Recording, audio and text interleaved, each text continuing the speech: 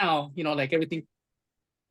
And it just takes time. I know it takes time. And that's the thing that people don't understand. I don't think that how much time everything takes, but it gets done, Just gotta follow through, keep going.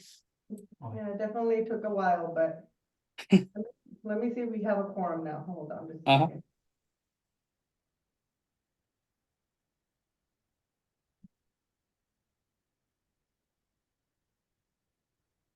Marco, are you going to be keeping track of the attendees?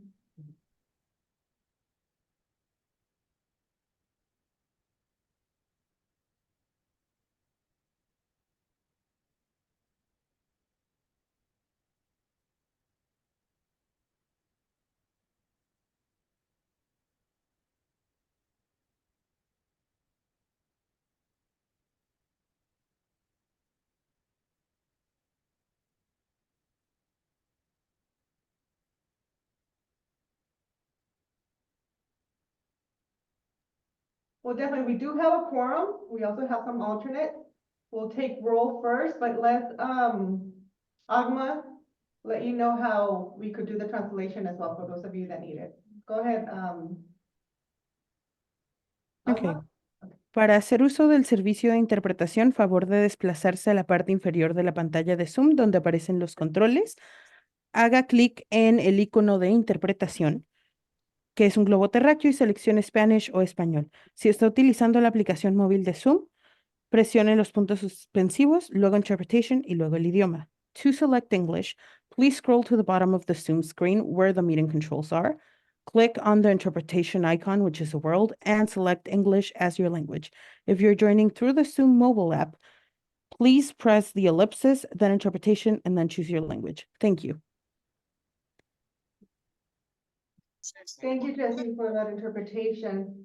Well, welcome to our special AB 617 meeting. I apologize for not being there in the last meeting, but I did hear most of it. So I am aware of what is needed to be done today. I thank you for having this special meeting, and we'll have some of these once in a while. Again, thank you for the people who went to the ribbon cutting. I think it was very eye-opening to see those type of projects being started and hopefully finalized real soon. So let's get this thing rolling. We're gonna do roll call at this time. Any opening remarks by CSC members before? Yeah, this is member Sergio Cabañas, just on the South End event. For me, it was a pleasure and an honor to be there. I work in Heber for over 30 years, and I saw how that little town has grown. I saw for many years the needs, and for a project like that to bring kids safe to school without have to, go through mud or uneven terrain. It's a great accomplishment, and I hope this project like this or better or that can be now completed also at the north end. Yes, I agree with you, and I was really glad to see North End CSC members there, because I was mentioning this is history, right? This is history. This is a very good project that will last very, very long time, if not forever. So, and it's Heber. It's not one of the larger areas like El Centro and Calexico goes. So Westmoreland and Calpat, we have a lot to go, and by seeing these type of projects, you see what it's capable of. You are capable of accomplishing in your little town. So thank you for being there. Any other comments? Okay, seeing none, I'm gonna move for roll call. I am going to name both the primary and the alternate, since both of you get stipends if you're at the meeting. So Eric Reyes, Juan Gonzalez, Miguel Hernandez. I'm present. Thank you. Janira Figueroa. Present. Thank you. Luis Olmedo. Christian Torres. Christian Froelich. Hector Cervantes. Present. Michael Guyen. Sergio Cabañas. Present. Mario Lopez. Present. Yolanda Lopez. Present. Thank you. Sergio Valenzuela, Present. Fernanda Vega, Present. Daniela Vega. I see Eric, you're on the line, correct? Are you muted? I see you there. Yes, can you hear me now? Yes, I can. Thank you. Okay, present. Juan Gonzalez? No, right? Seems we have one call-in. Let's see. Hi, can somebody tell me what the number 1-310-570 is? That's one of them. Hello, Yes, can you say your name, please? Chris Frolick. I was having Oh, trouble okay. going on. Thank you for calling in. We have you as part of present in our CEC member list. Thank you. Thank you. Okay, so we do have a quorum for today. We're gonna move on to the second item on the list, is public comment period. Is there any public comment?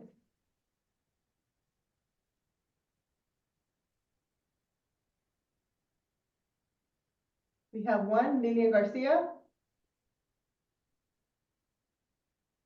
Lilian, go ahead. Good evening, everyone. Could you guys hear me? Yes. You're fine. Okay, thank you. Good evening, everyone. Lillian Garcia with United for Justice. And I just wanted to provide public comment. We've already addressed this concern to the Air District, and we are hoping to be able to include the Latin American Club to get funding for to mitigate the PM10. They are right now, I think they're gonna get, I guess pretty soon they're gonna have to mitigate the PM10 on the parking lot that they kind of use. And I would want you guys to put that on your radar. It is part of the corridor. It is in Calipat. If you guys please can note that for future projects. What is the address of it? I know it's the Latin American Club. I don't have the address with me right now. We do have someone that's going to be joining later on. That is part of the Latin American Club, but it is in Calipat. I'm not too sure if anyone that's on right now knows the exact address. That's fine. I'll get back to you. Good. I'll have a private conversation with you. All right, thank you. Thank you. Any other public comments?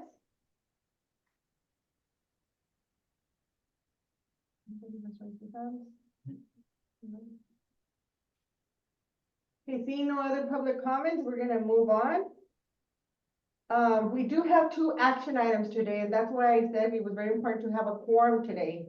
And it's very important, action items as well. We also have Ramble on the line, just in case you have any questions for them. Ramble is our consultants that will be writing the camp and the CERT for us, which also did for the south end, both the camp and the CERT. So if you have any specific questions, you could ask them. But at this time, they're just overhearing what we have to say today regarding the sensor model discussion and also our first sensor, because this type of information does go into the camp, I'm sorry. And This is Chris. Oh, I'm sorry. go ahead. Oh, just on the last comment, the address in Calipatria for the Latin American Club is 136 North Sorenson Avenue.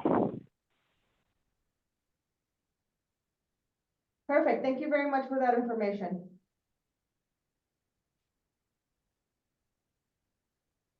And Ramble, if you have any comments or questions, please feel free to ask them during the call, during the Zoom.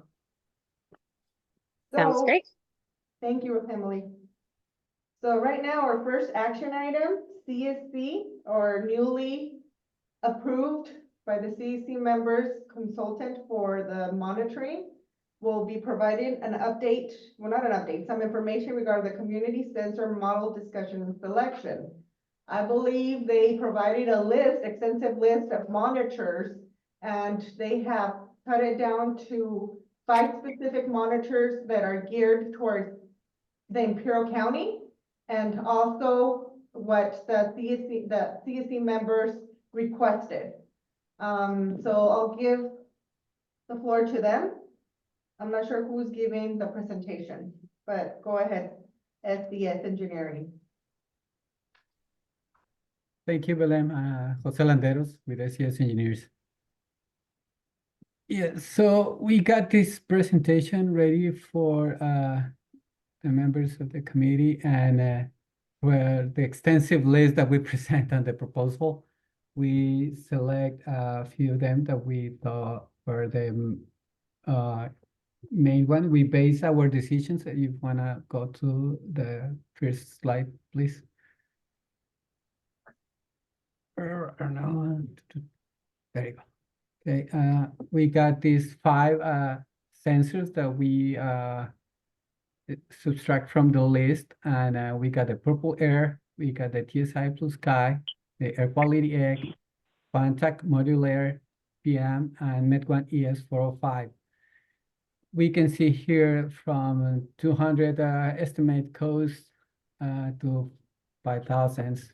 Here on the quoted cost, we see almost 300 for the purple air, 800 for the TSI, 900 for the quality egg, 2,000 for the contact, and $5,200 for the Met1 ES405. We based our decision on this list on the correlation of these sensors, and that's why we mark here on red the TSI.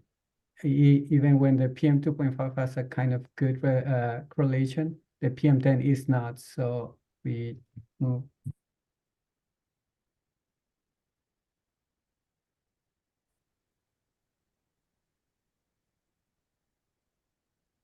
I don't know if I have control or not.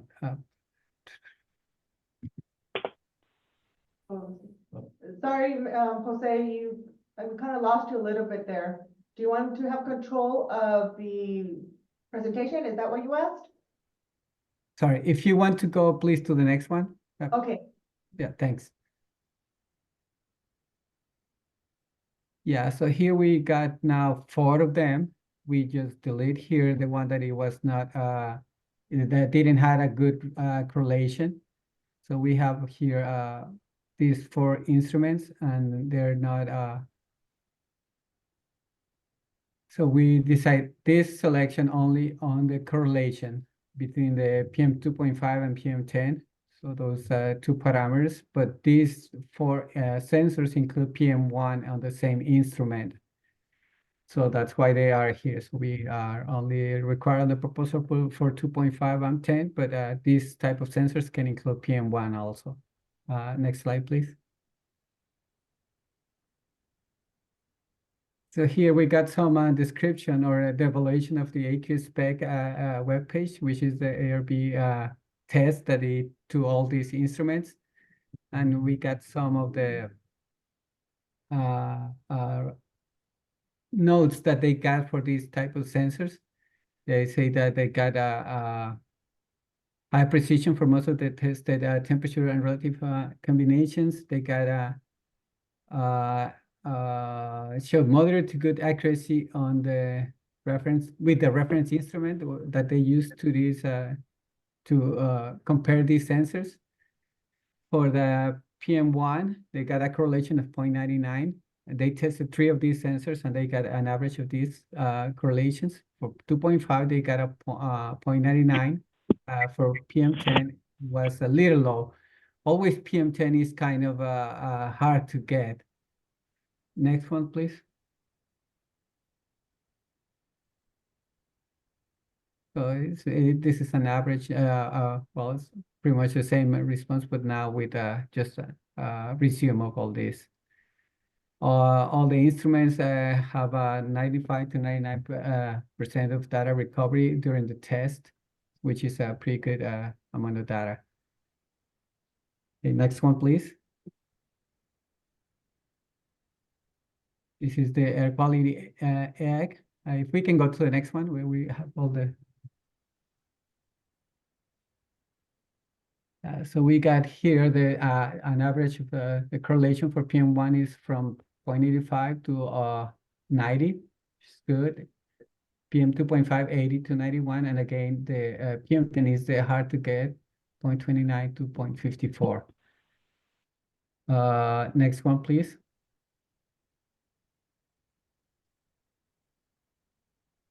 This is the contact module air, and can we go to the next? Here we got 0.87 for PM1 to 0.95, 0.84 to 0.90 for 2.5, and for PM10 we got 0.47 to 0.79. The data recovery for these units were 100%, so it's a pretty good amount of data. Next one, please.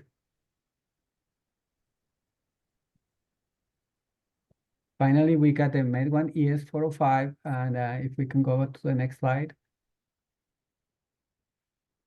We got PM10 from 0.84 to 93 for PM1, for PM2.5, 64 to 93, and PM10, 71 to 96.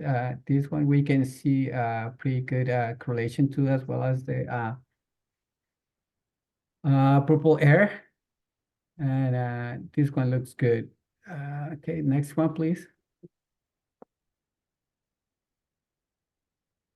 So here we have again the four sensors that we are talking about, and we kind of add some information here.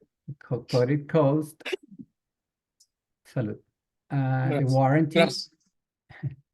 The warranty for all these sensors. Well, we're missing this one, but still, and the pros and cons that we can find on this one. For the purple air, we can say this plug and play sensor is low cost.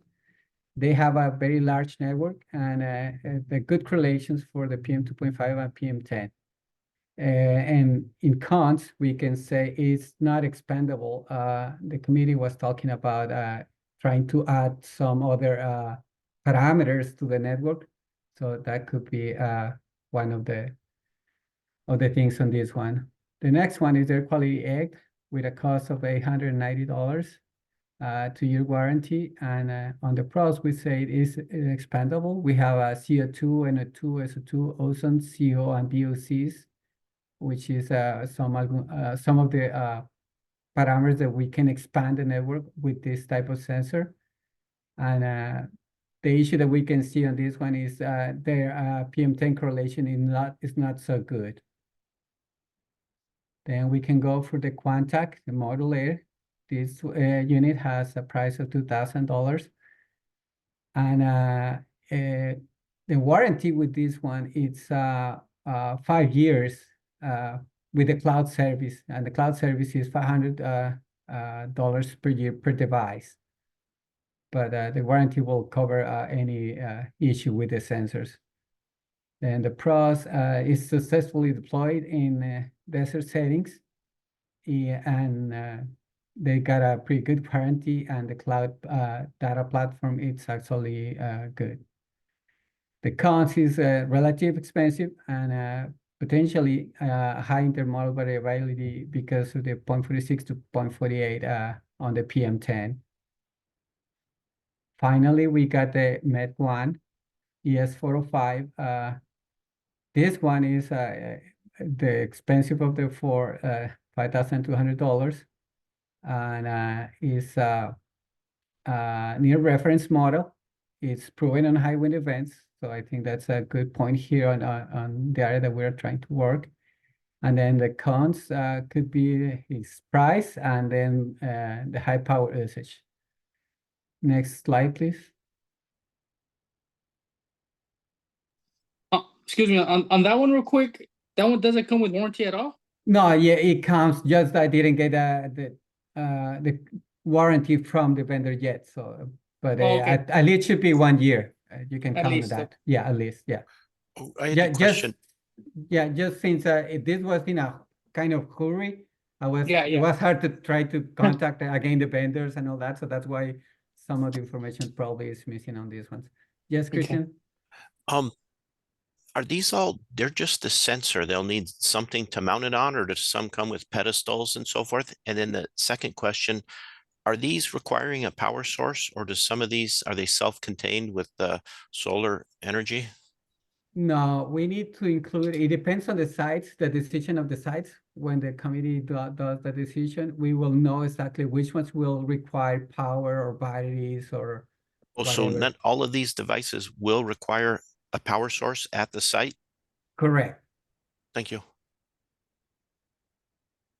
Then based on all this information that we gathered for all these sensors, we came with this list of 3 from the 5, and then we ended with 3. Because of the new reference model, the Med1 ES405 for us will be the right choice for this project, but we know it's kind of expensive. But I think the results from using this monitor will be cost effective with the results of the data. If we want to go a little lower, probably we recommend use the Quantac because of the expandable network that you can add another parameters to monitor on the same model. Well, we just need to buy them, right? But it's expandable, this one. And then finally, Purple Air is the cost is the lower, but the thing is that it's not expandable on the pros. Like we said, it's plug and play pretty much. We have data on the cloud, and everybody can see the data there, or in another website that if you want to add it. I don't know if somebody else, Lillian. Hi again, everyone. So I just wanted to mention that we do have the Quant AQ monitoring in Nyland. We have about, I would say, 3 monitors in the community of Nyland. And we also have one on the East Highland Canal, right next to the East Highland Canal, about maybe 20 feet. Those are actually monitoring indoor. We also have some in Bombay Beach. We deployed another one in Salton Sea Beach. And there is also over 40 of them indoors in residential homes. So I just kind of wanted to share that with everyone. I know that our environment, our weather is very different. And we have also deployed the Purple Air, and we have seen some issues with those because of the heat. So like I said, right now we do have the Quant AQ in basically in the Salton Sea shoreline community. So I would suggest for you guys to look further into it. You know, we will be deploying some outdoors, and you know, my experience with the dashboard and the way they're monitoring seems pretty good now that I looked at all your presentation which you're presenting. So I would recommend for you guys to consider something, even though it's more cost effective, it might be better monitoring and better for our weather, regarding, you know, how much pollution we have out there. Thank you. Yeah, correct. The Quantac has been used in the Coachella Valley region. So that's why we say it's been successfully deployed in desert settings. Juan Gonzalez? Yeah, I was actually had the same concern about the Purple Air. It didn't list any temperature range.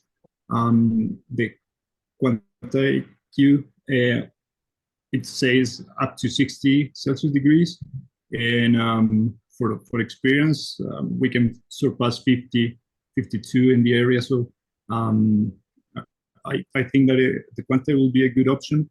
And the other thing that I was kind of checking the sensor, and you can add a sonic anemometer, which automatically will pair the data of the wind direction and speed with the PM data, the contamination.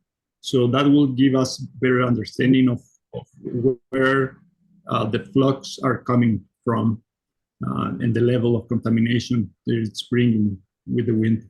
So I don't know if Gillian, do you have any of the station with the wind model?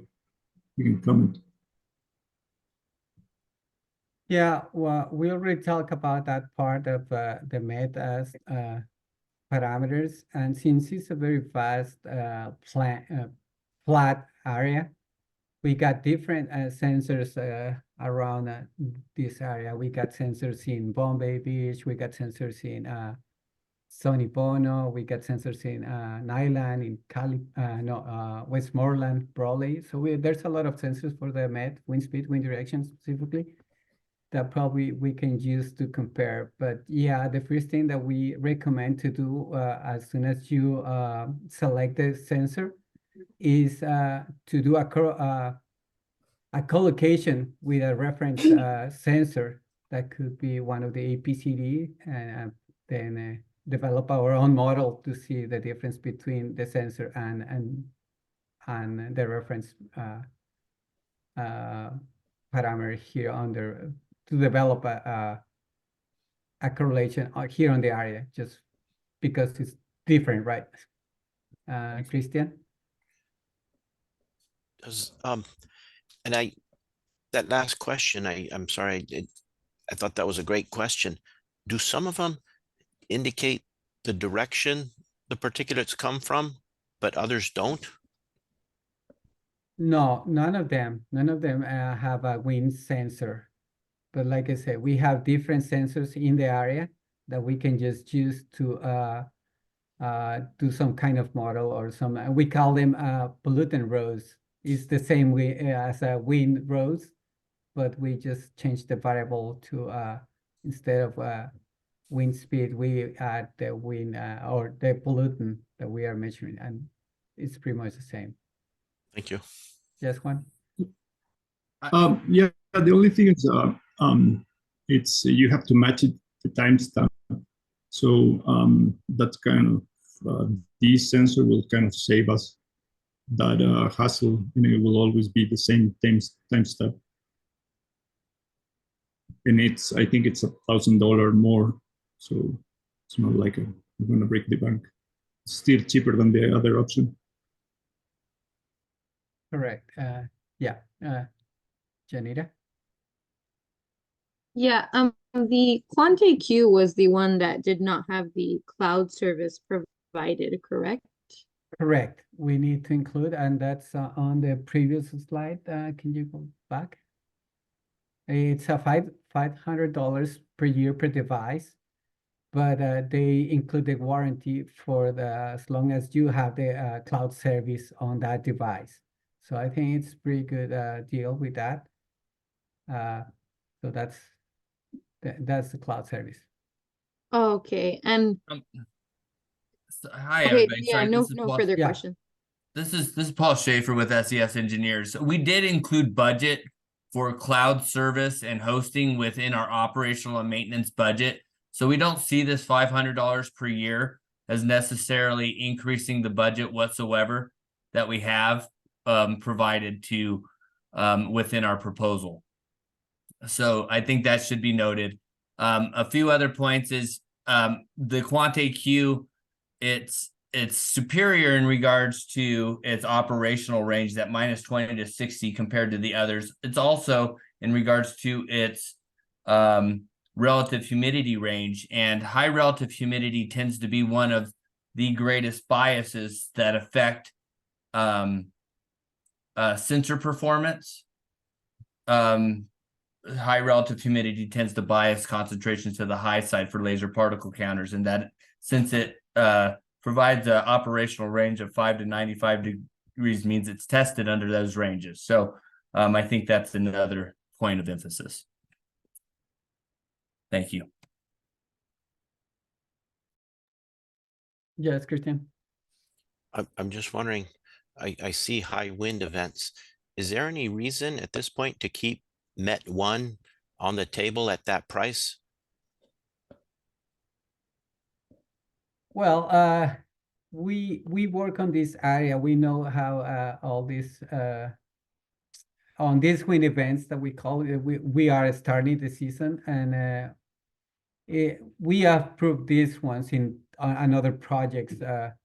So that's why we just mentioned the high wind events. But any of these sensors could work. Like Paul said, just some other parameters could affect their reliability of the data.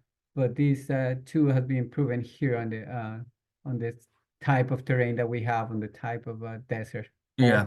Yeah, and Jose, just add the Met One ES 405 it's a near reference model, so it's built, designed, and compared to reference model instruments, and it's very close to similar operational parameters, built in heaters to improve or reduce bias due to high relative humidity. So it is a superior sensor in regards to PM10 measurement. So if the ultimate priority is high accuracy and precision in regards to PM10 measurements relative to the cost, then I believe the Met One is a superior sensor.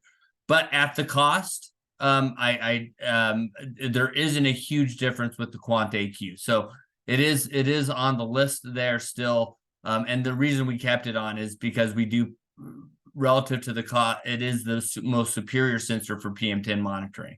And that being the goal of the project, we thought it would be prudent to leave it on there for the decision making. Are there any other questions at this time? I have one question, that's why I asked. Miguel? Yes, I do have a couple of questions. Hopefully I can formulate them the right way. Well, first, I know this is just the sensor out of the monitor, and I know Chris kind of mentioned a little bit about this regarding like the housing or pedestal or how we're gonna go about that. Not sure if that was included as part of the overall budget and what we're gonna end as one of our sensors, but just with that housing and just thinking about other components that could be added to that particular box or whatever, however form and shape we decide on being, or you guys, are the experts on that, but just thinking what other components should we add to this particular piece of equipment, if we're going to do wind speed, if we're going to wind direction, other things that are just to enhance perhaps the sensor, just taking advantage of that we have location, that we got power. But I guess not sure if this is the right time for that particular question, if that's already been considered, but just in regards to cost, like if, and perhaps like the Met One, that seems to be the most accurate one based on what I could see, but if that kind of meets other criteria that could enhance the type of data that we're collecting. And that's the first part of my question / comment. And the second one would be in regards to the data that's being collected. Do these vendors have their particular cloud service, or how are people or even ourselves going to look at the data that's being collected? Paul, do you want to go for the first part? Yeah, in regards to additional, so we could, for one, in regards to wind speed, wind direction, there is an incredible high density of meteorological measurements, all time stamped, that could be married to the data sets generated within this program. Now, that being said, it might be prudent to add, at least at a few of the locations being installed, potentially some wind speed, wind direction sensing. In regards to the cloud services, what we can do is this would be hosted on at least for the Quant AQ.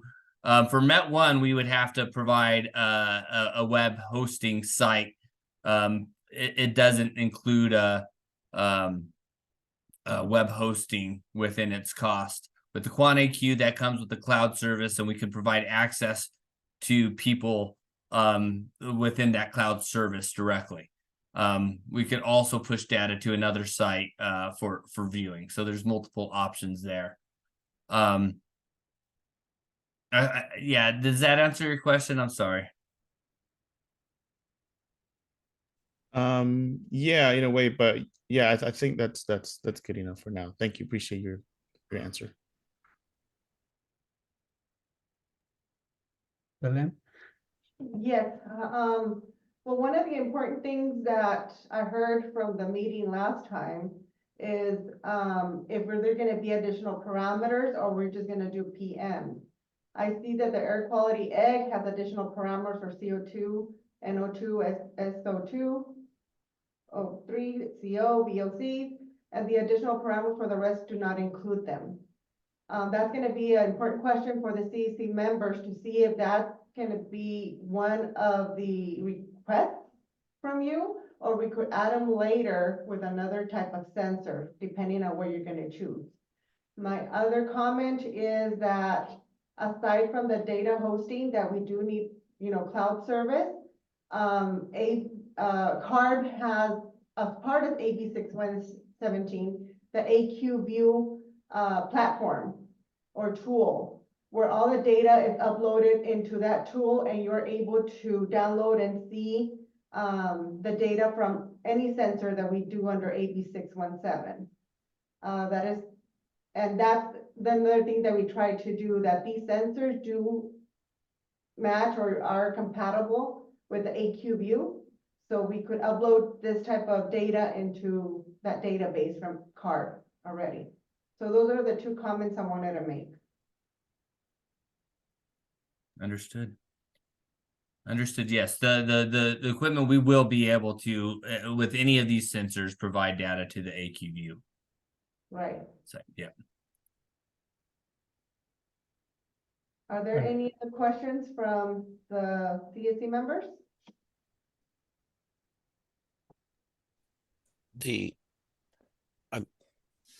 What I hope to do in my participation is to get the biggest bang for the buck in terms of the healthiest air in the community. And we're starting with this, and then we'll move into mitigation measures and reducing and things. I've understood, and perhaps rightly or wrongly, that PM, particulate matter, is kind of the biggest thing, which is why we initiated with this. And is there like a close second, or is there like a second or third known pollutant or contaminant that we may want to also think about at this time? Well, this is Member Sergio Cabañas. I'm going to voice to the comment that Belen just made. I think so we should look at things that we can expand. BOCs are going to be playing a lot of part in the near future, along other ones. So Belen, thank you for your comments, and hope this will help you understand there are many things that we can be looking at with the monitors. I'd like to, can I say one thing in regards to, for one, so the additional parameters for air quality ag, the CO2, NO2, SO2, ozone, and carbon monoxide, and VOC. When it says VOC, that would be a total VOC sensor, a PID. It doesn't speciate the VOCs. So in regards to utility, I don't see a huge amount of total VOC of utility in the total VOC sensor.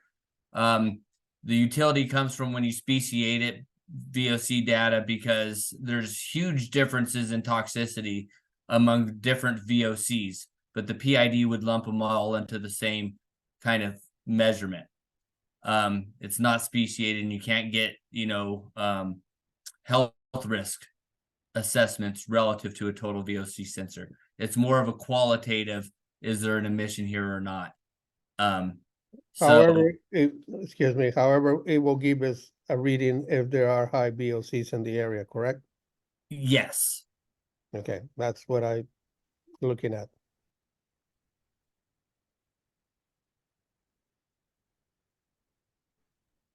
Yeah, just to add real quick, this is Miguel.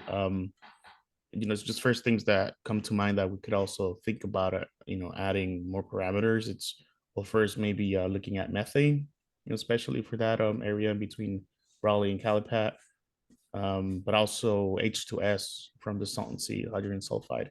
So that's something, not sure if the Air District monitors already that, but that's something that just comes to mind right now, just based on this conversation. Just two additional parameters that we can look into.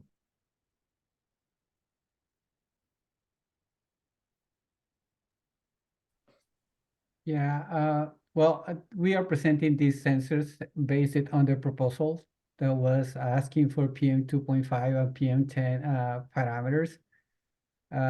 We are presenting the additional parameters as some of the features of these sensors, but in case that you guys want to add different parameters, we can look into different sensors or different type of instruments to do that measurement. But at this point, I think the proposal was for PM 2.5 and PM 10. So that's why we are presenting these ones. Gotcha. Thank you, Jose. Thank you for adding that detail. No, no problem. I don't know, any other comments? Yeah, this is Sergio Valenzuela. I just wanted to just briefly give the Met One ES 405 a little bit of love. Because we are monitoring from PM 1 to 10, it does provide some really good correlation. And the fact that we are in Imperial County and we do have high wind events, I just want to remind us of that. And so whenever there's high wind events, we do get a lot of the PM10, and having the Met 1 405 that has the best correlation for PM10 would really be good for us to have on our tool belt, and especially because it's a near reference model, it would give, I guess, provide us with more defensible data in case of, something that we'd have to present our data, and we can back it with the quality of the 405. And I know it is more expensive, but I just wanted to just throw that out there for you guys to consider as well, without turning it down so quickly. I unfortunately didn't get to go through the proposals as well as I'd have liked, because I realized I had no idea about the Clean Air Act. So I went back to 1955 when there was the first federal law, and it seems the Clean Air Act focuses. I learned about the constituent and then the toxic contaminants, and they just seem to talk about the 2.5 and 10. Is the PM 1.0 something local, or it sounds like it could be a significant thing? I had been thinking we just were focusing on 2.5 or 10. Yeah, so Christian, that's a great question. PM1 hasn't been defined as a criteria pollutant. It's more, the reason it's become in focus is because it's a higher component of combustion and aerosols. So like diesel particulate matter, those sorts of things, their size fractions exist in those lower micron areas. So when looking at speciated PM data, the fraction of PM10 that's of the smaller size compared to the bigger can kind of let you know some information about the source itself. And in general, the smaller size fractions get into your body easier. The larger the micron size of the particulate matter, the better your body is at filtering it out prior to it getting into your lungs and deeper. So PM1 is of that smaller fraction that almost 100% gets into your body at the lower things. So that's why it's become a more of a concern recently. And plus ambient monitoring capabilities allowed people to speciate at those smaller microns than we had been before. So hope that answers your question. Yes, thank you. Fernanda? Hi, everybody. So I see that Quant AQ under pros has successfully deployed in desert settings. And then I know that Sergio recently just mentioned that the Met 1, and it's listed here too, that it performs well during high wind activity. I'm wondering if any of the other ones have been tested in desert settings, or why is that the only one that has it listed as a pro? And if they're not, actually no, that's it. Thank you. Yeah, as far as I know, the purple area is being tested here in the area, but I can't remember. Somebody just mentioned that has some issues with humidity, and so that's why we mentioned the contact is being tested here on the Coachella Valley, and that's why we added as a desert deployment of this one. And then Med1, we've been using this one too in some other projects that include some sand. So that's why we thought that these two are important on that one. I don't know if that's what you're looking for, Fernando. Miguel, yeah, Fernanda. No, I was just it was irrelevant. Thank you for answering my No problem. Miguel.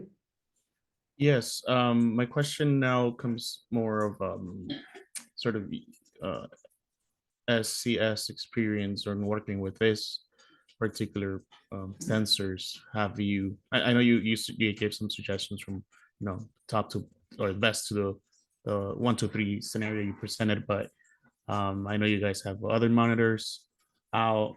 I don't know if you can share or sort of have a recommendation, also both based on the RFP, but also based on what you're hearing here today from the members. Like, is there any particular sensor that you would straight up recommend, or that you've worked with, or perhaps have more experience with? I would say from our opinion that if money isn't the object, right? If there's no budgetary concerns, the Met1 would be our sensor of preference. If money's solely the thing, Purple Air would be our choice. If we're kind of doing a hybrid of best value potential, the Quant AQ would be our suggestion. So hopefully that makes sense. Yeah, like if money's not an object, the budget's there, the Met1 will provide us the highest quality PM data. That's our belief. And so the point of the project, from our understanding, according to the quote, is to provide high quality, high defensible data with high recovery rates of PM10 and PM2.5. And with that as the stated goal, the ES405 is what we believe the superior sensor. If we're marrying budget constraints and operational capabilities, as well as the provenness of a sensor in that environment and the operational range, we would go with the Quant AQ.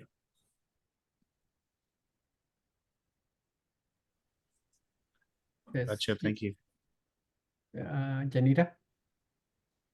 Yeah, as they give us our recommendation, I do want to flag to the other CSC members, as mentioned at our previous meeting, I know we had talked about if we went with SCS, which we did, and if we budgeted for, if we got the most expensive monitor, which was the 8,000, we would still be under budget than any of the other proposals. So I do want to flag to the other members, like, although 5,200 is the most expensive of their suggestions, we did think about this prior. So something to know is if we do go with the 5,200, the Met1, we're still under budget from our other projected proposals. Just because I know it right now, it may look like most expensive, but if we contextualize it in the whole budget, we're still under budget from any of the proposals we received. So just, I don't know. So just so we don't think about it, as cheaping out or like we're picking the most expensive, we're still under budget.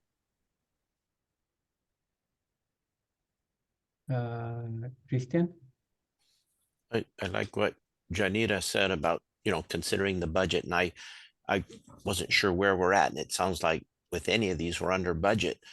At work, or I'm not spending my money, I'm always imagining if I went into my pocket, there's defensible from a emissions standpoint, technically, that we can have defendable data.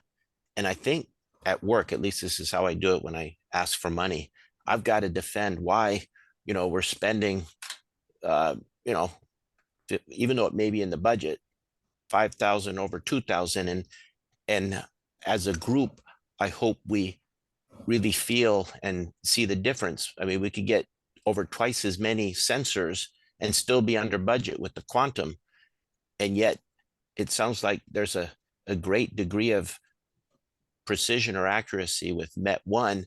And I'm asking myself, and I'm just putting it out there, if somebody happens to have the answer, is the accuracy more important, or maybe having more sensors to get a better profile of the particulate locations? I'm just thinking out loud. I don't know.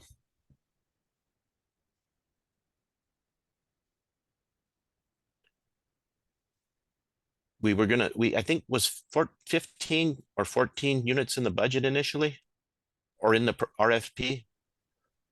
Yeah, let's get a minimum of 15 low-cost monitors.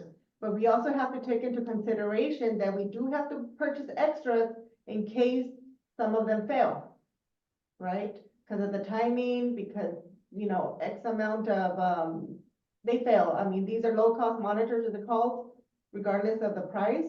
But we do have to buy extra should they fail at one point. So we also have to consider that.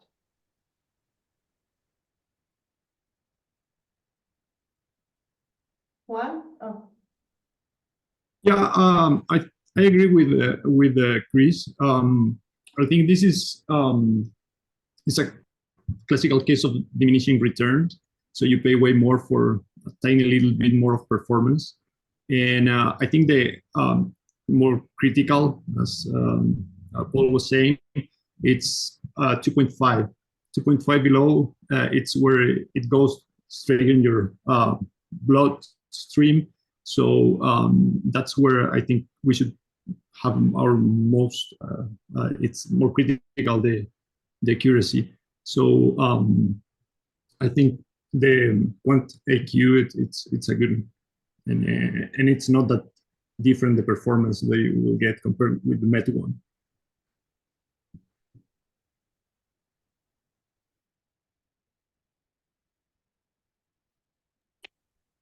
Yes. Yeah, Hi. Oh, sorry. question for the air district. For the camp, for the entire monitoring system, I mean, considering everything that we have, what is the total budget that we have for the camp, if I remember correctly?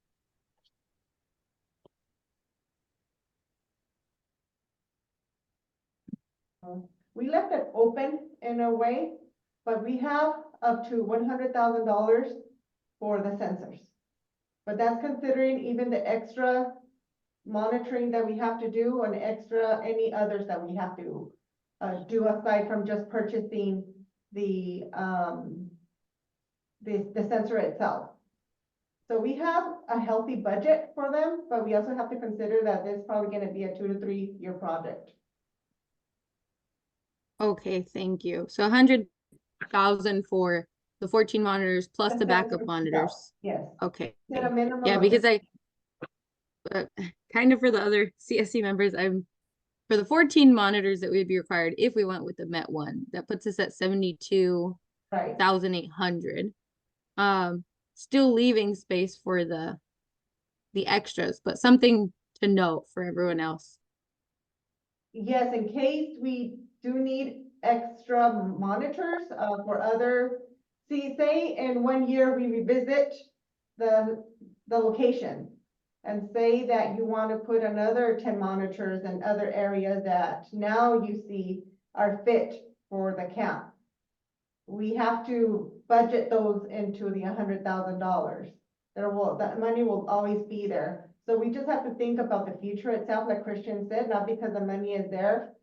We should upfront it for you know, per se the Met one, which we would have no issue because we do have the budget, but we also have to think about how long the project's going to be.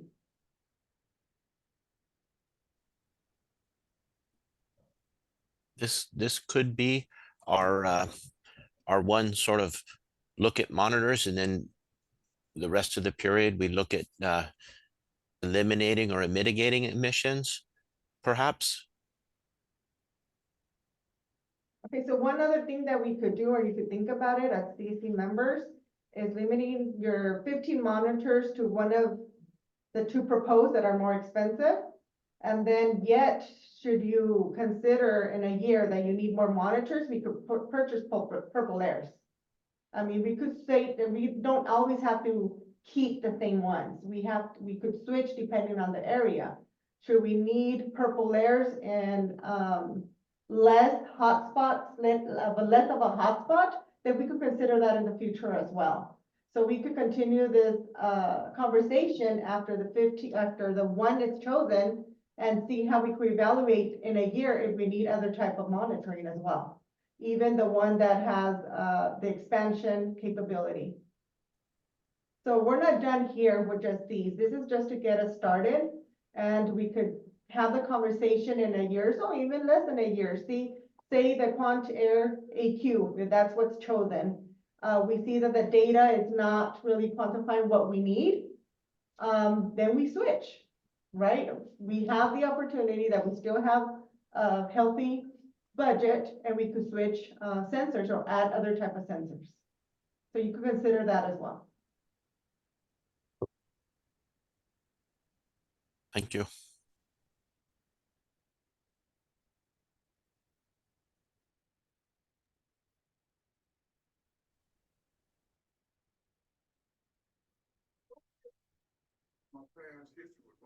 Janita, yes.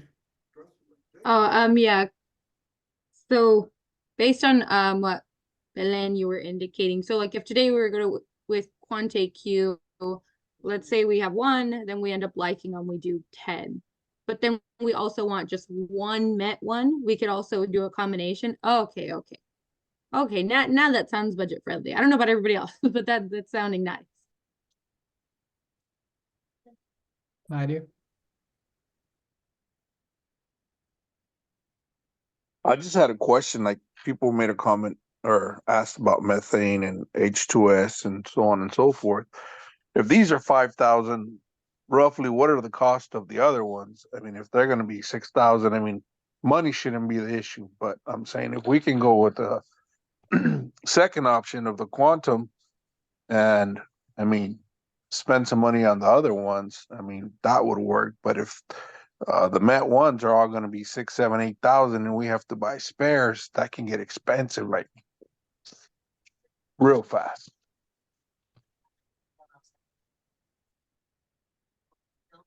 Prevent him from finding out? No, I would not. Why? Mario? Oh, sorry. So I don't know if you heard, but my question was, if we're gonna buy these Met ones and then we have to buy Met ones for H2S or methane, that's gonna get expensive, right? I mean, because those are gonna be up there too.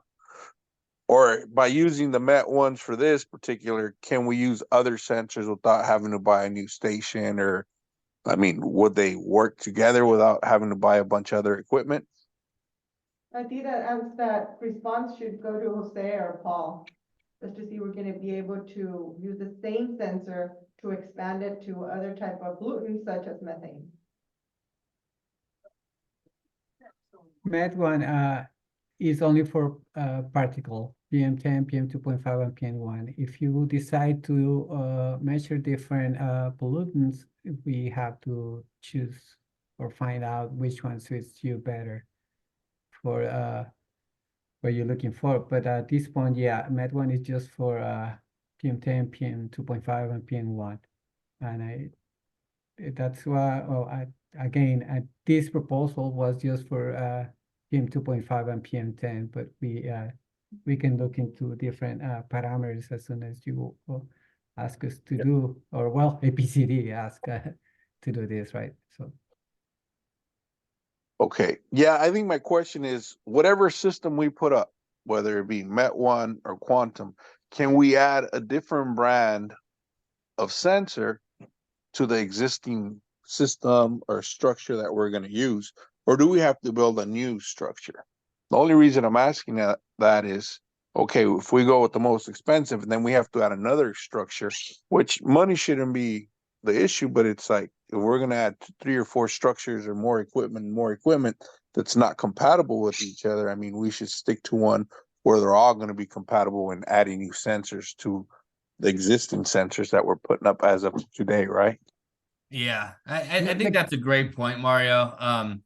There's none of these are, you know, infinitely expandable and super easy to expand. And that's just, the QuantAQ has some expandability. And there's the modular, so there's the modular PM, and then there's the regular modular, which also measures for criteria pollutants, CO, NOx, NO2, and ozone. But very few of these are going to be able to do methane and hydrogen sulfide. And I'll just tell you, the electrochemical sensors and the low-cost sensors available for those parameters right now are still kind of in the infancy stage and not always high quality. So that's what I would say. The QuantAQ, I think, is a little bit more expandable, but any of these things can be expandable in regards to, we can add a small data logger that is not very expensive to an existing infrastructure, provide any additional sensor and have it talk to that, and then pull the information. So any site is expandable. None of them are readily expandable, especially for H2S and methane, if that's what you're looking to do. Yeah, I just didn't. Yeah, that's exactly what I was asking. 'Cause, I mean, it's $160-some thousand, and then to spend another $160-some thousand, for example, H2S. I mean, how much sense would that make? That we're like 300-some thousand in, right? If we can just go with the quantum and then piggyback off the existing structure, I mean, that'd save a ton of money. Potentially, but I think it's very case by case and parameter associated. Okay, thanks. Sorry, but at the end, whatever sensor you choose, all the data should go to AQView. So no matter what cloud service or manual download, whatever you do with the data at the beginning, all the data should be on the AQView webpage. So it doesn't matter which sensor we choose or you choose, all the data should be on the AQView webpage. Right, and at this time, we're just starting the budget itself, so we're giving ourselves a budget, but we could never say that we could expand that budget in the future. Okay, we could look to see what we could minimize in cost and expand the 100,000. And we just want to make sure that you, as the CSC members, feel comfortable with the type of sensors that we're choosing today.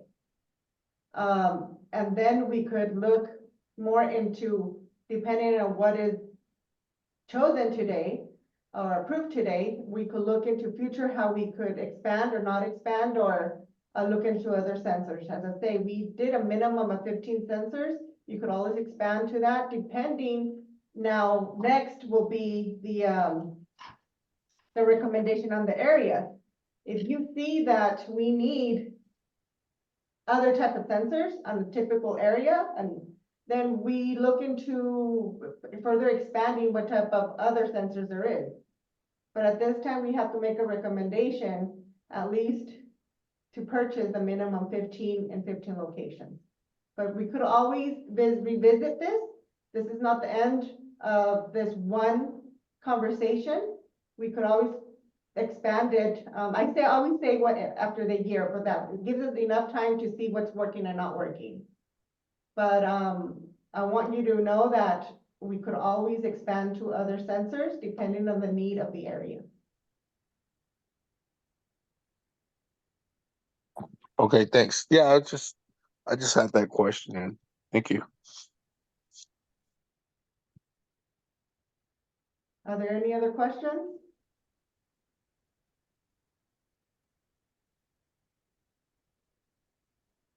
Do you feel I ready? did have a recommendation, Okay. Lillian. Yeah. So I would recommend for you guys to look into the AQ mesh monitors. They do monitor and PM10, 2.5, and also a few gases, including the hydrogen sulfide. And I think those are pretty good from what I've looked into them.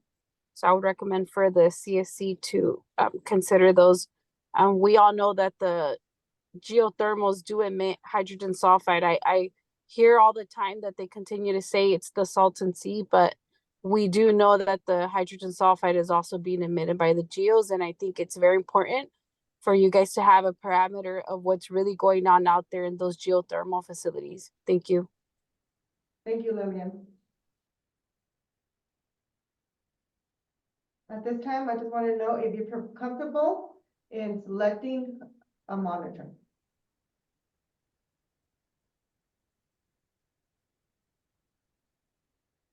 What Maybe- did I? Go ahead. It could be. I'm sorry. It may not make sense, but I would. It could be half of one, half of the other, or ideally, just for it to work properly, it should be one specific No, model. You as a CSC member, you could propose that to the rest of the CSC members and make that recommendation. We don't have to go with just one.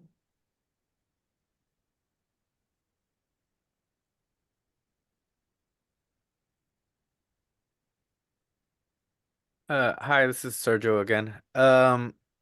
The Jose, which one was the egg, right? That's the one that we could change the parameters on that one.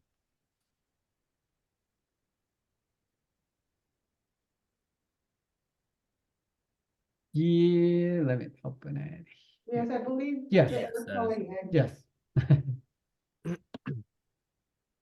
So then from our list, we do have an option if we did wanted to pair, say, 1 p.m. and then modify the egg with gases in the areas that we, or at least the CSC would consider to be necessary to be monitoring for gases, like near the geothermals or wherever they want. We have that option, right, Belen, of at this point of picking a PM and then potentially using an egg for additional gas monitoring.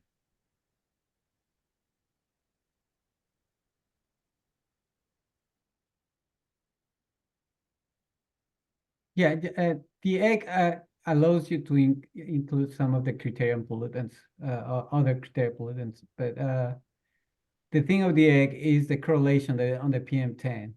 So it's 0.29 to 0.52, and so that's why it's kind of out of the final list. But yeah, like Belen said, you can choose different sensors, not just the 15 of them should be the same. Yes, Juan? Yeah, the problem also with the egg is I think it's recommended or certified up to 40 Celsius degrees, and that's below the temperature we reach during the summer. So it's more like an indoor or for milder climates.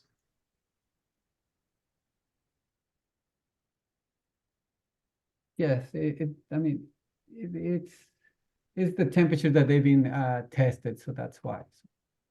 Fernanda? I'm gonna follow up with Yanira's comment in the chat and also put in my recommendation for the Quante Q, especially after Lillian so kindly gave us her Yelp review on the ones that she has worked with.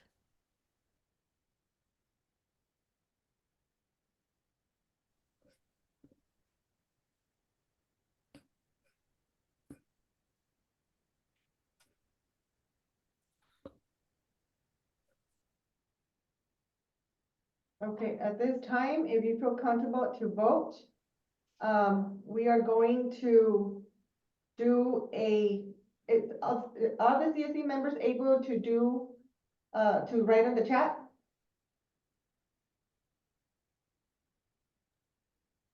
Yes. Okay, so if you're all able to do the chat, I would ask what would be your number 1 pick, number 2 pick, number 3 pick. And we'll make a note and we'll start doing a ranking of how many CSC members chose. And then we'll do the action item once we do that count. So if you could please go into the chat. and put number 1, number 2, number 3, and we'll tally everything up. We'll give you a few minutes to do so, please. If you can start now.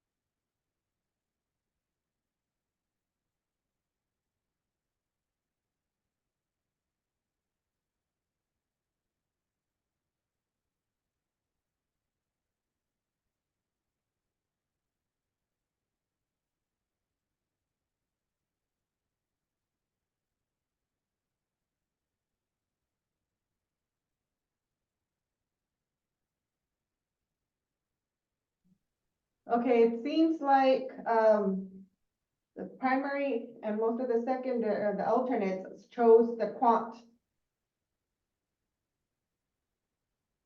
AQ as the chosen monitor. At this time, can I please have a vote in order for us to purchase the quant AQ? And also will need a second. Oh, Christian, you have a is- question? Is That was my vote. I wasn't sure how to vote. Okay. Okay, this is member Sergio Cabañas. I make a motion to make the purchase of the quantum. Hector Cervantes, I'll second it.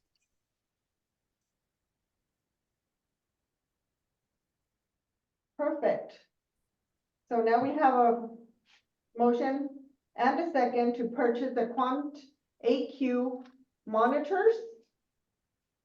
Is there any discussion? Again, I will recommend to get the sonic anemometer, the wind measuring with the air quality monitor. That would be my motion.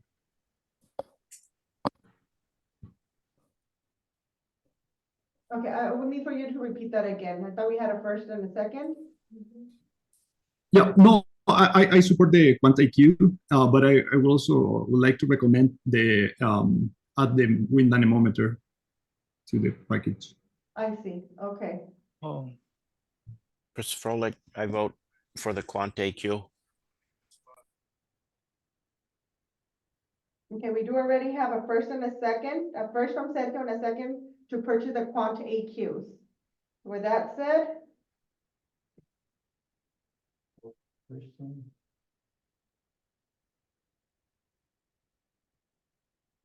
we have an approved motion already. And as mentioned, this is not the end of it. We will continue with this conversation throughout every time you would like and see how these work. And should we see any discrepancies or see that we need other type of sensors, then we go back to this conversation. So this is not the end of this conversation. At this time, we just wanted to move forward in the camp, and we will be purchasing the Quant AQs as our first purchase for the camp. Congratulations, we have sensors. Yay! Yay. Could SCS, and maybe they had already, purchase a product data sheet on the unit, just with all the details and everything? We could have them provide you that information just on those sensors. So you could have that. And maybe we received it and I just overlooked it. I know we got like a little summary, but yeah, the full Yes. product data. It's actually in the beginning. We started after the second table. You have the specs of the Quant AQs. So it's right after you have 2 pages, so 2 slides with the specs of the Quant AQs. And it looks like it's a hyperlink now that I look closer at it. Thank you. Perfect, thank you. So let's go to the second action item. I believe this was a discussion that is that continued from the last meeting. It's the first sensor location. So we did receive locations from 3 locations from Brawley, 11 locations from Westmoreland, and 2 locations from Calipatria. So this should be as part of your packet. At this time, we're only going to choose 1 location to meet the deadline for the February installation. We could continue our conversation with in the next meeting with all these different locations. Are you able to see the screen? yes. Okay, so these are the locations: Magnolia, Union Elementary, the Brawley Municipal Airport, and the Brawley Fire Department. For Westmoreland, we have a Love's Travel Stop, which I think is a really great location. We have a resident at the 100 block of West 7th Street, the Town Pump, Westmoreland Baseball Field. We have another residence at 200 block of North D Street, Westmoreland Post Office, another residence of 100 block of East 1st Street, also a Market, J&J Tire Shop, another residence, 100 block of East 2nd Street, and Avery Girl Honey. For Calipatria, we have Highway 111 and Yoakum Road and East Hoover Road.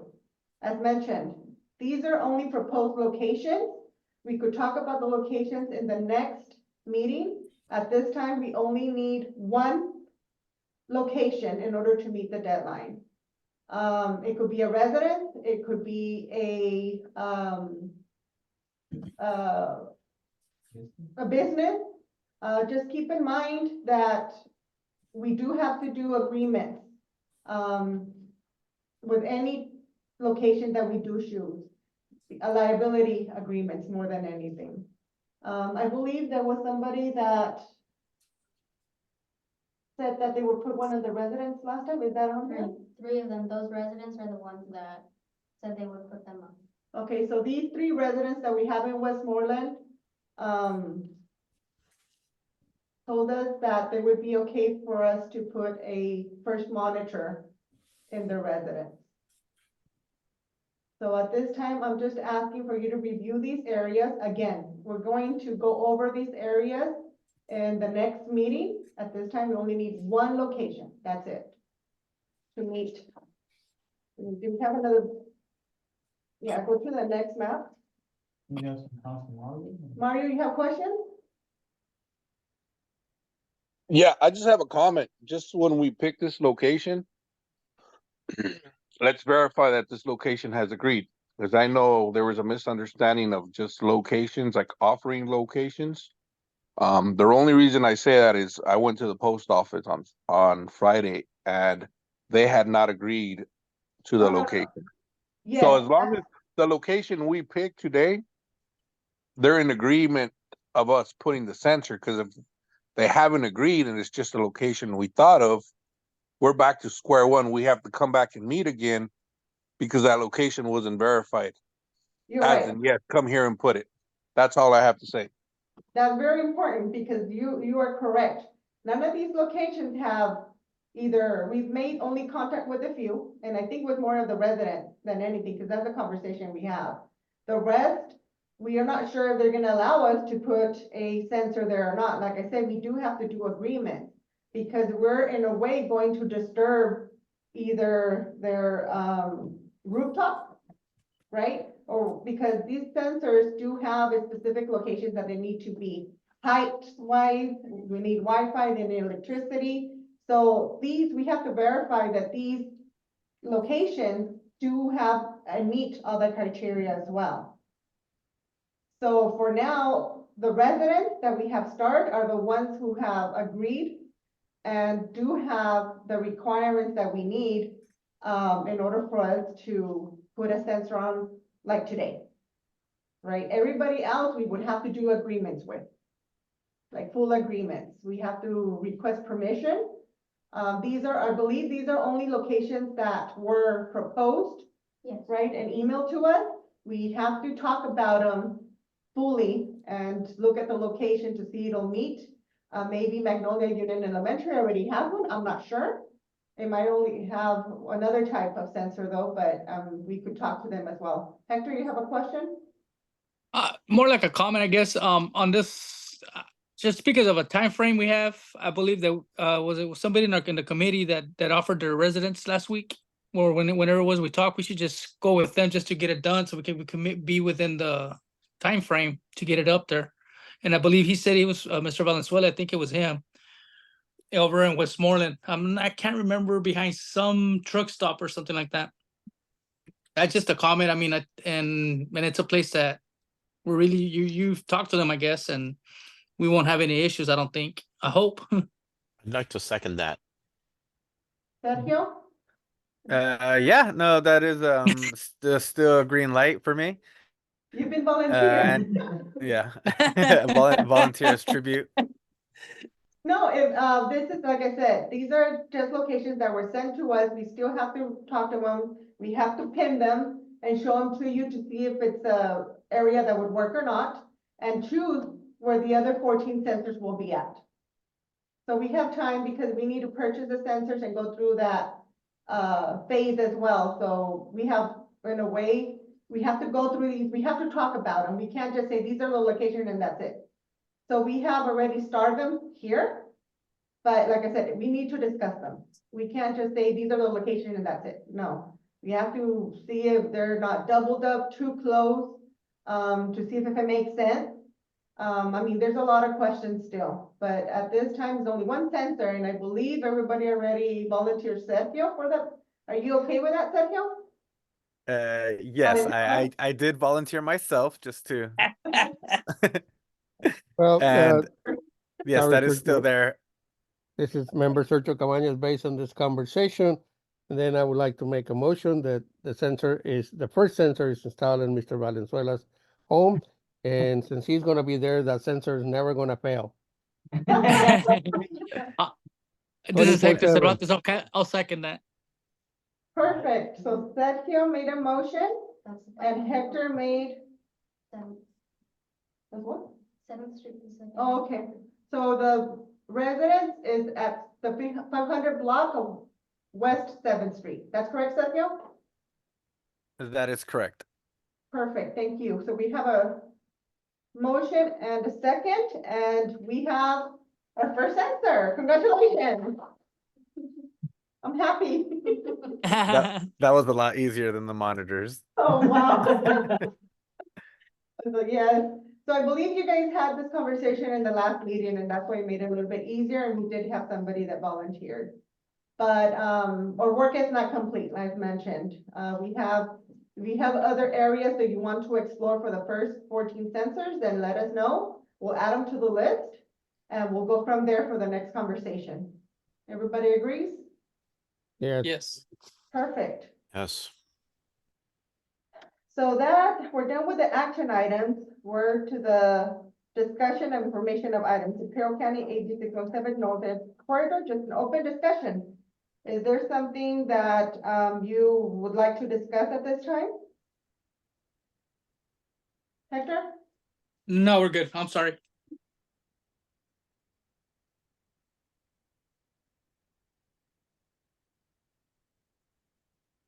I'm gonna put Ramble on the spot. Ramble, is there something else you need from us at this time that we should discuss at the next meeting or now? No, I think that was really great how that all unfolded. Obviously it was just staying silent and just listening to the dialogue. I think one of the things we'll want to consider as we discuss other locations are the locations of sensitive receptors in the community, as well as potential sources of emissions. So there could be a mapping exercise where we think about kind of where, if there are any local sources that we want to understand a bit better, or if there are certain schools or sensitive receptors where we might want to have a sensor nearby. So I think those are good things to think about. Right, no, thank you for that information. So any sensitive receptor, well, the Love's location, like I said, is a great location because there's a lot of trucks that go through there or a stop, right? So these are things we have to think about when we do choose a location, because we have to do the hotspots. What are the hotspots in your area? Only you know that. I don't know that.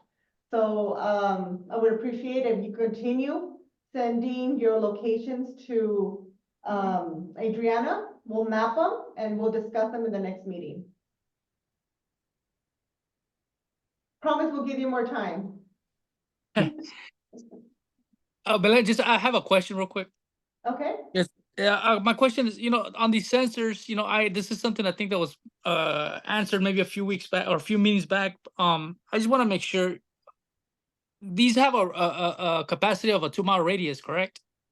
These sensors, or am I confusing it with something else? So typically they have a 1.5 to 2 mile radius. I have to go back to Paul and Sergio and Jose just to see what the radius are in these specific ones. Okay, and I'm just saying because of the location that we choose, that way we try not to. Well, in my case, anyways, I try not to bunch them up or stuff like that. I was just curious. You'll be surprised that if you put two within the 2 mile radius, how one could be green and the other one could be orange. The orange one's going to be your hot spot more than anything. And that's something we're going to find out through time. That's what I'm saying. Maybe in a year when we receive the information from the SCS and they map them and we put them in a graph, we'll see what are the hot spots. Maybe we need to move some, or maybe we need to add another type of sensor. So those are the determinations that the CSC members are going to have. Okay, all right. Yeah, just curious because when it came down to trying to think up of where to put them and stuff, the hotspots is a problem because I was just under the impression just 2 miles and then that's it. But I guess yeah, because there's plenty more locations I could think of right away. We're just off the top of my head. Okay, thank you much. Thank you. I don't see who raised their hand first, but we're going with Miguel. Yeah, but perhaps a different topic now, more of a recommendation. And perhaps this is already on the works, but it will be great to have a final roster. I don't think I've seen it or received one, but I also know that I've had some difficulty with my emails. But if that exists already, if it can be uploaded to the APCD AB 617 website, that'll be great. Along with the recordings of past meetings. I know they live on Facebook, but it will be great if we can have them on our website too, just for easier tracking. Because I know that we only had maybe 3-4 meetings now, but along the way it might be harder if we want to track down past meetings. So it's just a recommendation to staff.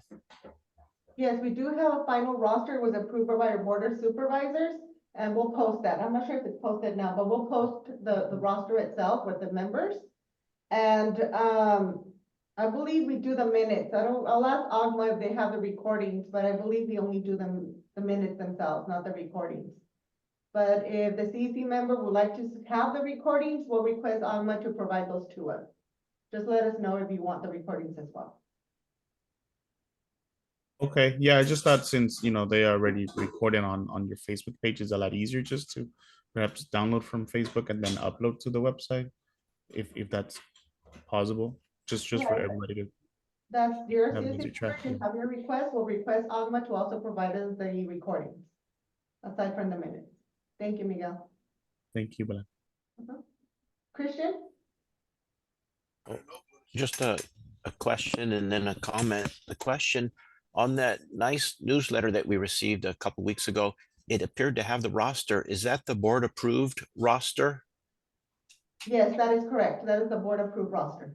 Thank you. And then the comment is, and I think Emily touched on it, we know what we know at this point, and I was just kind of thinking where are sensors already, but if they're at maybe our next meeting, where the sensors are, and then where the known pollutants or contaminants or whatever are the greatest, we can kind of see where maybe some areas can use a little more understanding and or sensors. And so I'm thinking and it may have been presented to us earlier, I apologize if I missed it, the existing sensor locations and then the known areas with the most contaminants in our area.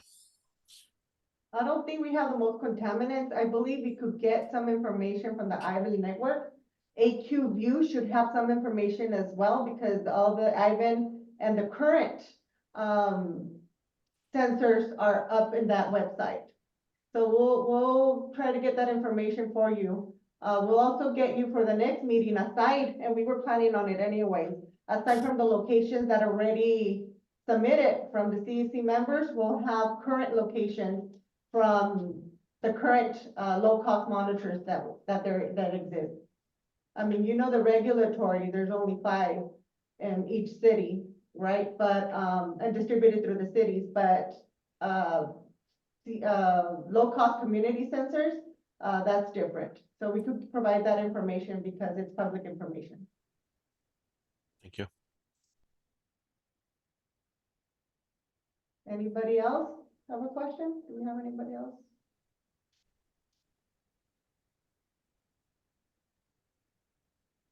So we have some homework to do. Right now, let's go to the next section, agency updates. Are there any agency updates at this time?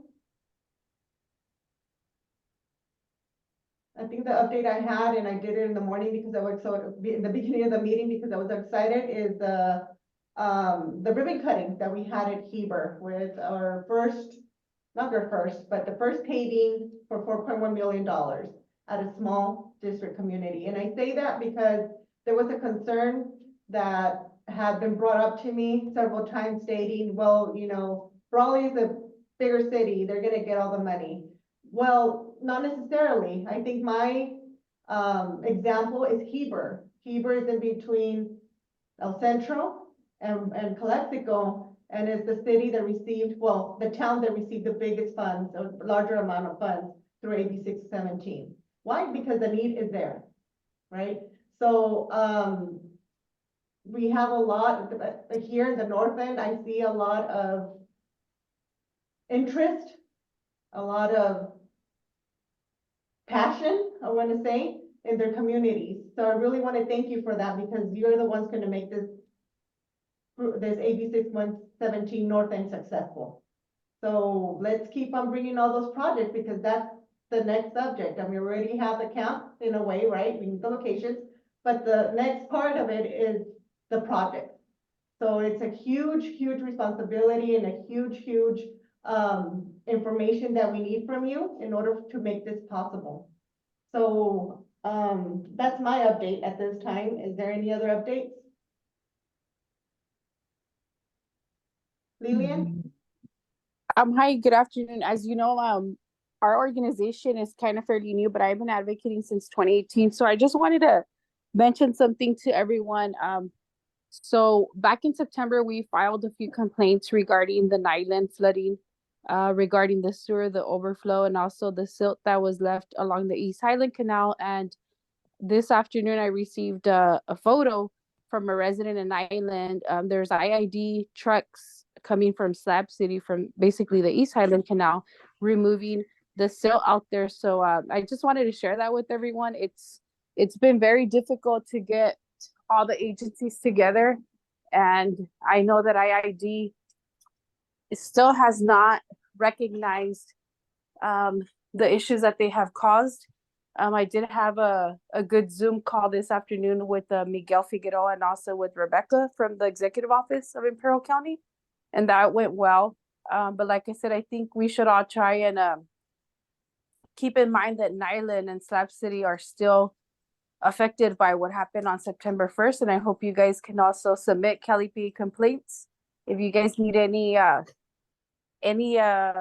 recommendations or any help, feel free to contact me and I'll give you guys information. Thank you.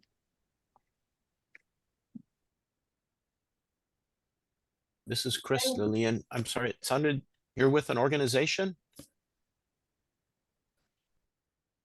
Hi, Chris. I was the one that presented on Thursday at your guys' meeting regarding all the complaints that were filed and the agencies that have been contacted. So our nonprofit organization is United for Justice. Thank you. You're welcome. Miguel?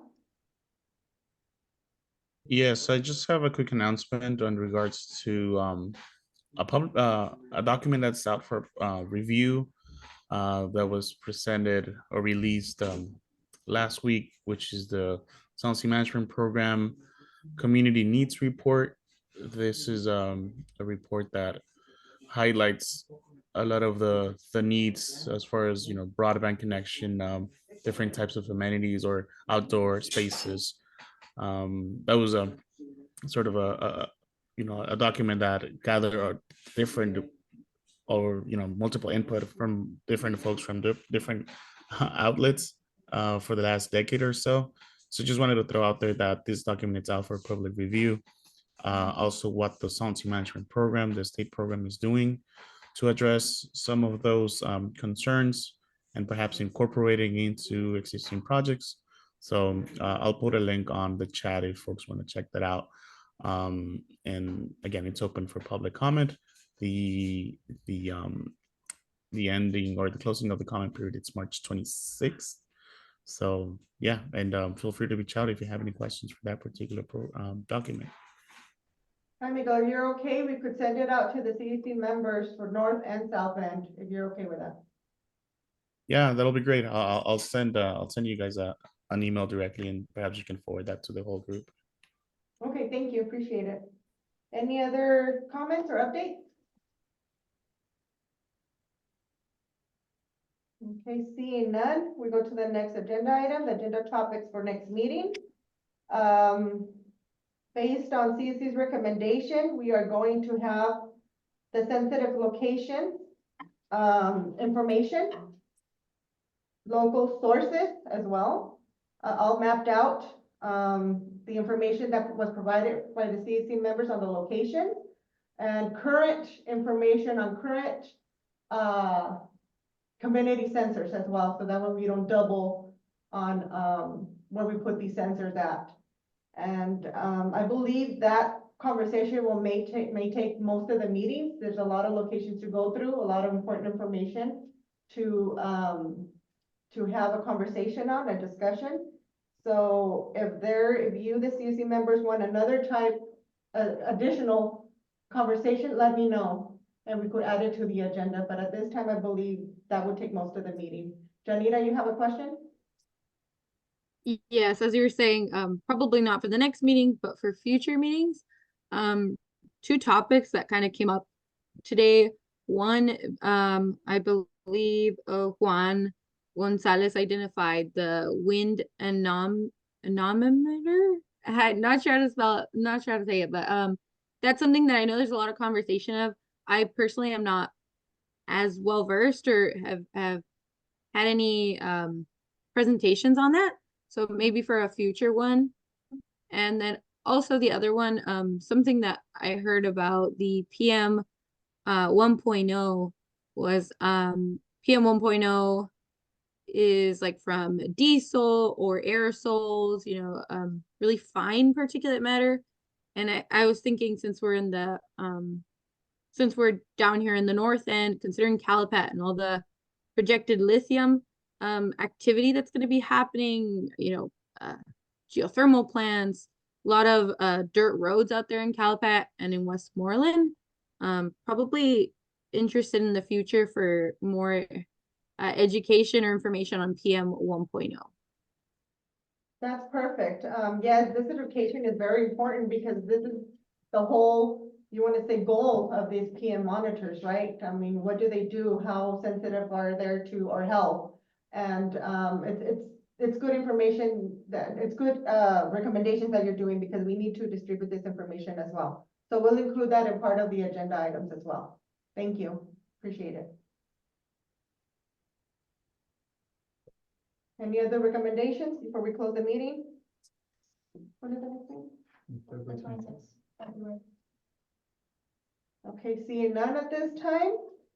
I just want to thank you. I know this was an extensive, and we'll continue to have extensive meetings like this with all the information and all the work that we have to do. But as you see, it's very important work. It all has to do with the goals of the AB 617, the goals that the CSC members need in their community, and all you have the answers to this. So I truly thank you for your participation and your continued information that you provide to us. Our next meeting is set to be February 26th. It's the fourth Monday, since the third Monday, I believe, is a holiday, so we had to move it to the fourth Monday. If nobody has no objections, we will vote to both have the meeting on February 26th and close today's meeting, adjourn this meeting.